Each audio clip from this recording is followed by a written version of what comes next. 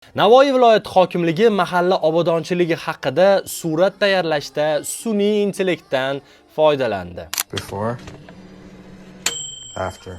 Shahar hokimligi matbuot xizmatining ma'lum qilishicha, haqiqatdan ham mahalladagi obodonlashtirish va qurilish ishlariga bag'ishlangan fotomateriallarni tayyorlash jarayonida haqiqiy o'zgarishlarni yanada ko'rgazmali va sifatli shaklda taqdim etish uchun sun'iy intellekt elementlaridan foydalanilgan. Shu bilan birga materiallar ijtimoiy tarmoqlarda tegishli tekshiruvlarsiz e'lon qilingani qayd etilgan.